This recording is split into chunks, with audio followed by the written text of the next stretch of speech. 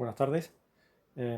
Comentar que hace poco me pedían, en una conversación, me pedían demostraciones acerca de lo que yo comentaba o decía respecto a temas de la historia de este mundo reciente, o relativamente reciente, del siglo pasado concretamente. No eran de hace 500 años ni de 2000 años. Em, Digo esto y empiezo la reflexión diciendo que creo que es lícito, prudente, correcto y necesario incluso que opinemos y aceptemos opiniones con una base de respaldo, como pueden ser las demostraciones, ¿no? Algo que se dice va respaldado con una demostración o con una base que, eh, que ratifique y que muestre veracidad de lo que se dice. Y no quedarse solo en lo que podríamos decir la fe ciega, ¿no? Es decir, creer algo porque sí, porque tú lo has dicho, porque él lo ha dicho, porque tal o cual persona lo dice y punto.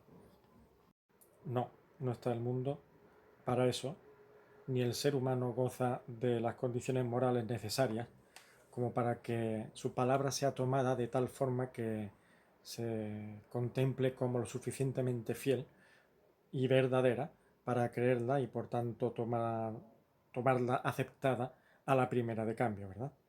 Y no solo sobre la base de una mala intencionalidad que puede haber en muchos casos, con la intención de manipular, de mentir o de torcer un pensamiento, sino sencillamente porque estamos sometidos a la posibilidad de error y de equivocación. No somos perfectos y podemos equivocarnos cualquiera, ¿verdad? Así que sin pensar en una mala intencionalidad, pero sí en la posibilidad de un error, pues hay que pensar en que decir algo debería llevar consigo un respaldo de veracidad, ¿no? Las evidencias, los datos contrastados, las demostraciones deberían entonces acompañar a las palabras sobre un tema, ¿cierto? Pero, ¿cómo no? Siempre hay un pero en los asuntos que parecen incluso básicos y elementales como pueden ser este que comento. Pero, sí, eh, se da el caso de que no todo consiste en escuchar un argumento y atender a las razones, a las evidencias, a las demostraciones, a los informes contrastados.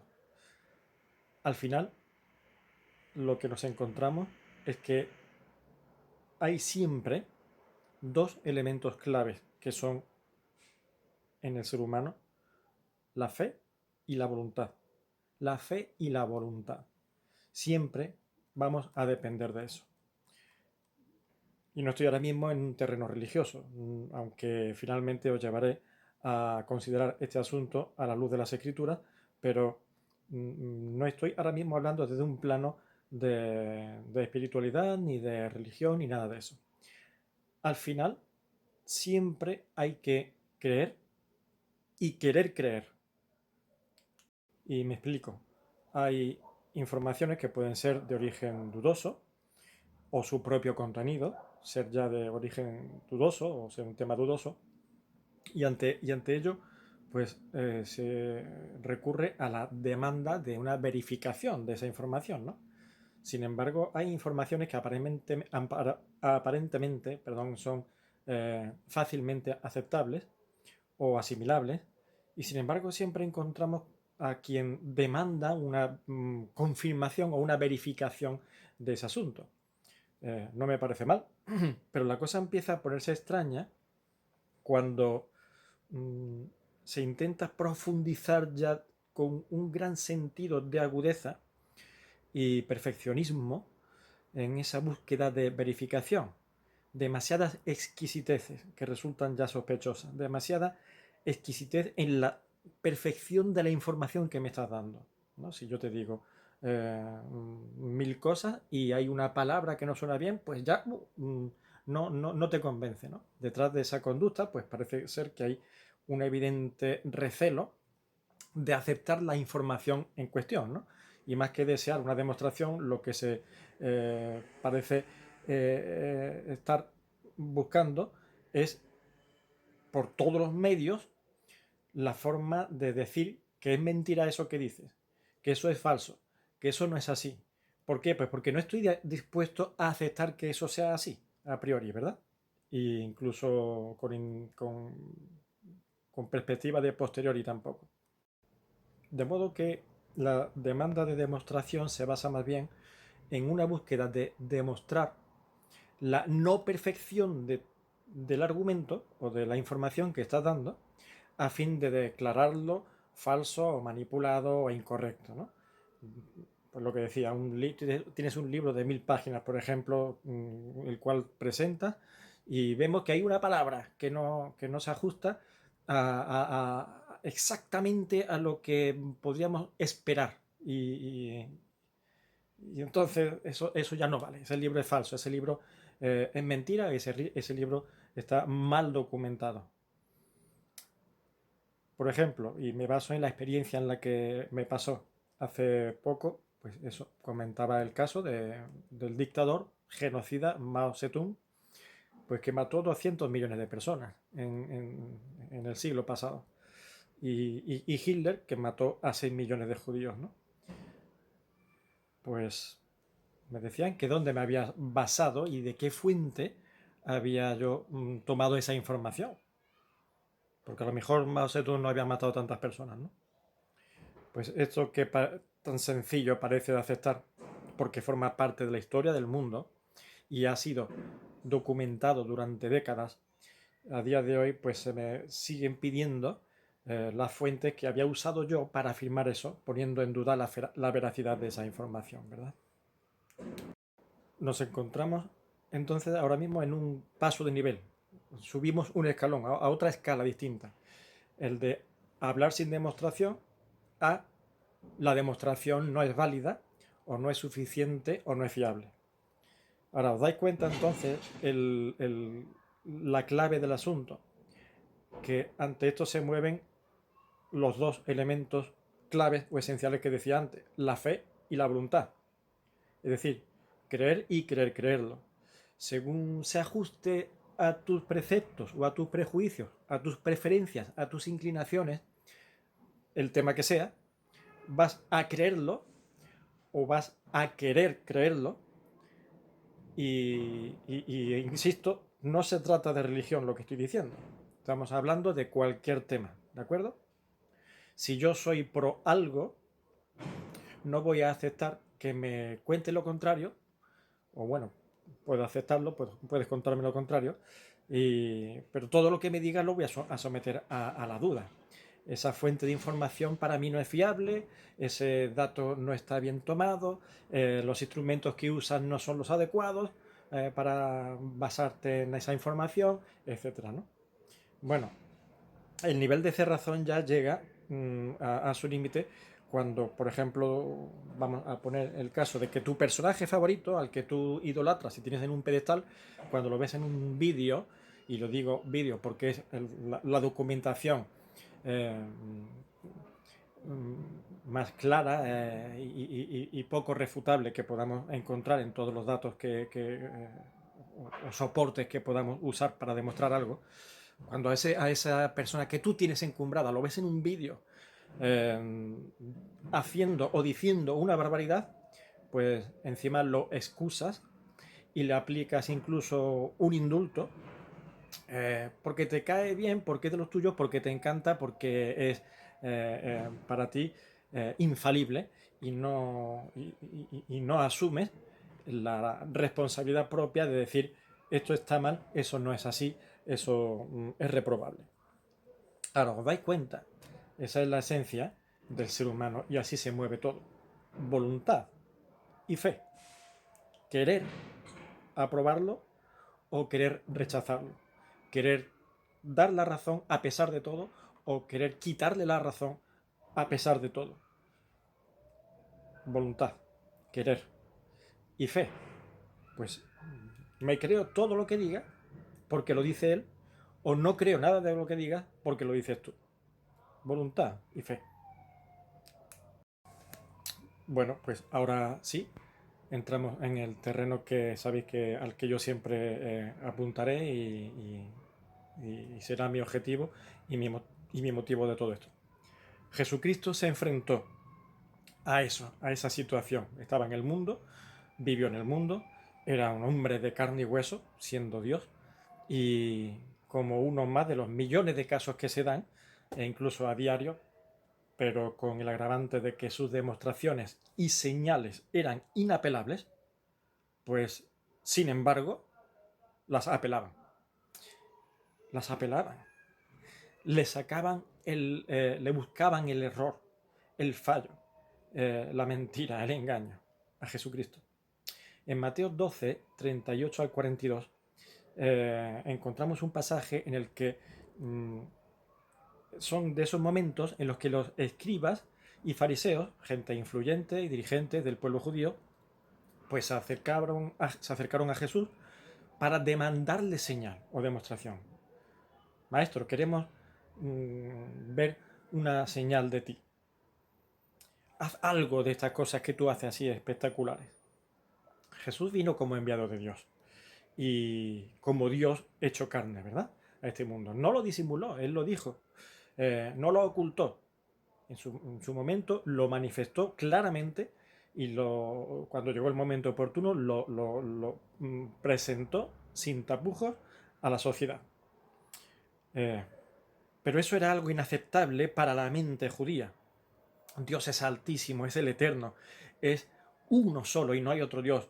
El gran yo soy que se manifestó a Moisés, yo soy el que soy y no hay más, ¿verdad?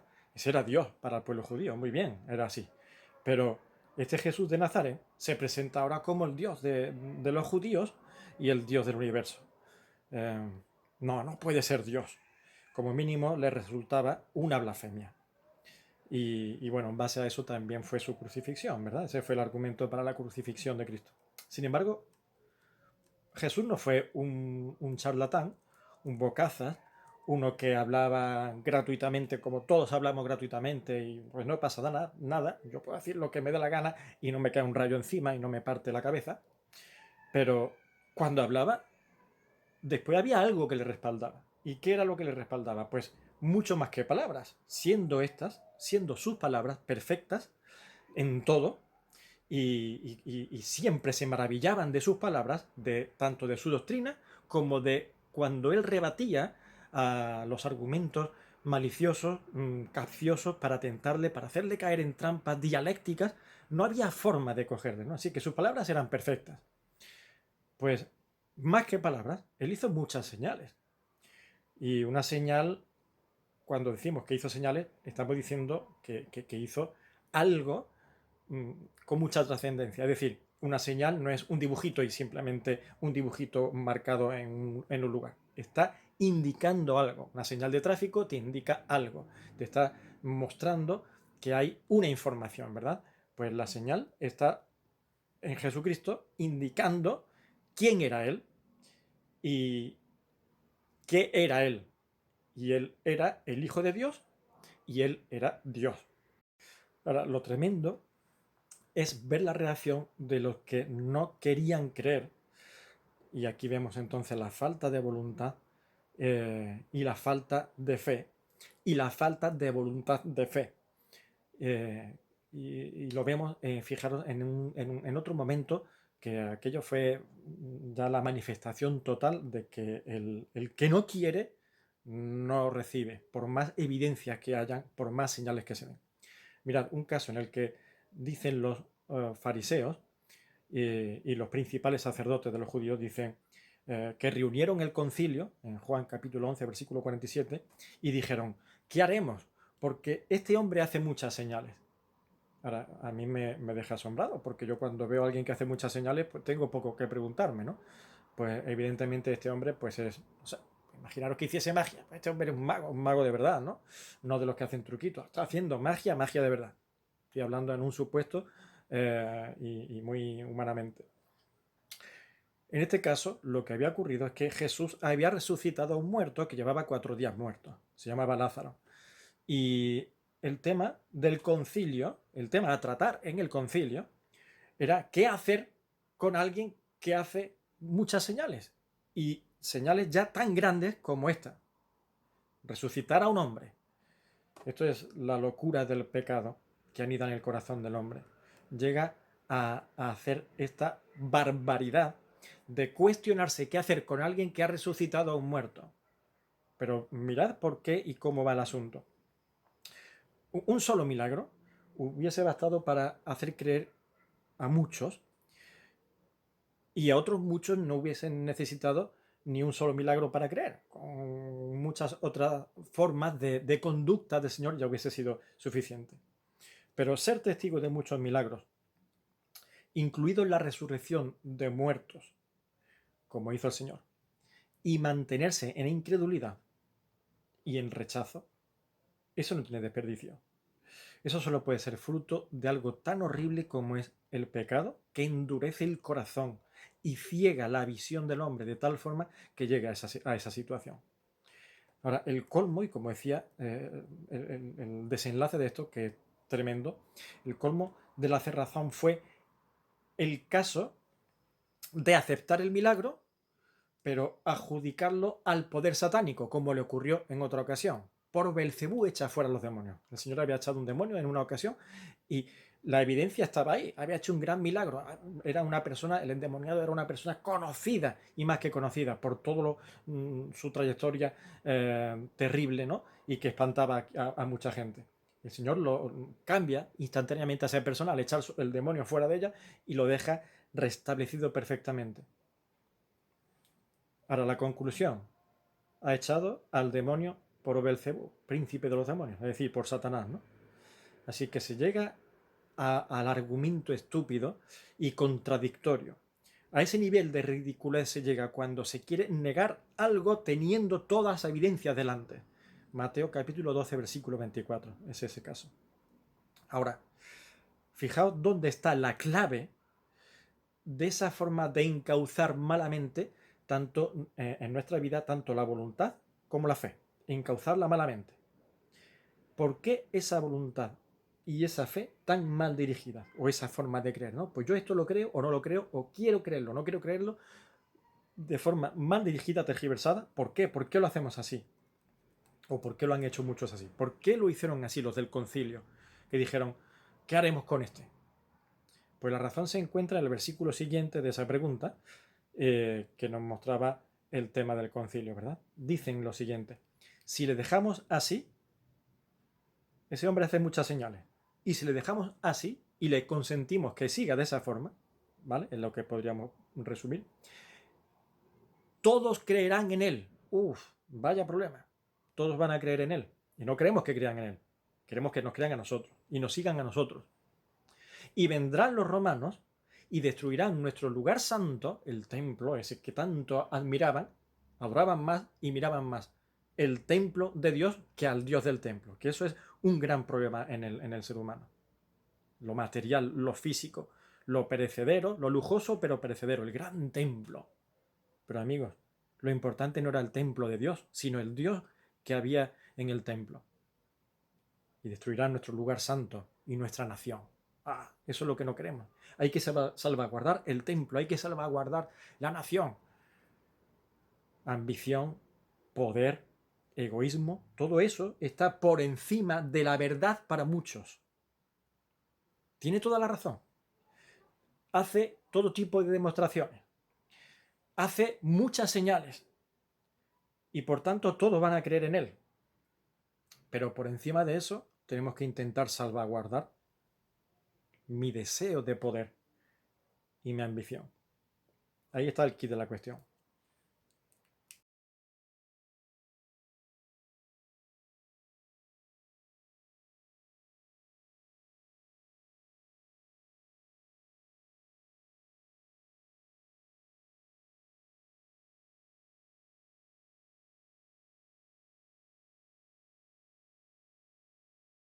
De modo que, volviendo al pasaje donde demandaban señal de él: Señor,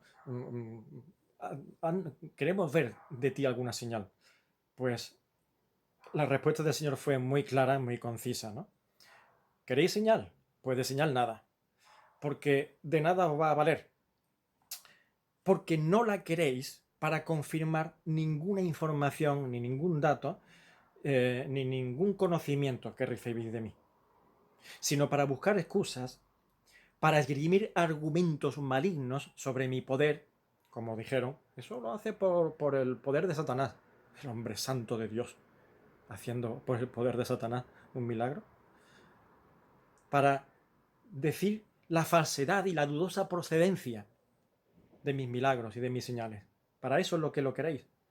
Y delatar en el tiempo vuestra incredulidad y el rechazo de mí y de mis palabras. Así que de señales nada. Y a esa actitud y a ese tipo de personas el Señor llama generación mala y adúltera. Versículo 39. El Señor continúa y le dice lo siguiente: va a haber una excepción, va a haber algo que sí va a quedar ahí patente como señal. Vais a contar con una señal que va a servir para todos,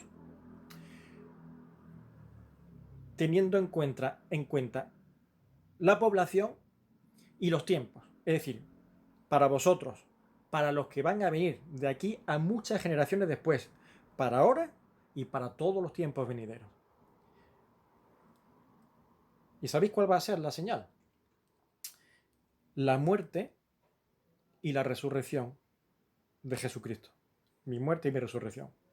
A esto el Señor le llamó la señal de Jonás, en su semejanza con esa experiencia que Jonás tuvo cuando, huyendo de la voluntad de Dios, pues acabó en el mar y fue, dice el libro de Jonás, que fue tragado por un gran pez y a los 3 días fue vomitado fuera, y se entiende como un milagro de muerte y resurrección. Así que, como el Señor le dice, no tendréis señal sino la señal de Jonás, que de la misma forma que Jonás estuvo en el vientre del pez 3 días y 3 noches, así el Hijo del Hombre estará en el vientre de la tierra, o en el seno, en el corazón de la tierra, es decir, enterrado por la muerte, 3 días y 3 noches, para después resucitar. Y eso va a ser una señal que sería patente y suficiente para esa generación de entonces y para todas las que viniesen después hasta el día de hoy, año 2020, 9 de noviembre.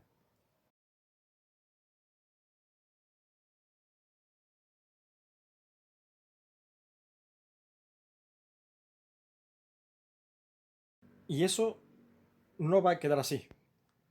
Esa conducta, esa actitud, ese comportamiento de esa generación mala y adúltera, y cuando dice esa generación no se refiere literalmente a los nacidos en esa década, sino a la generación que caracteriza a la humanidad, al ser humano.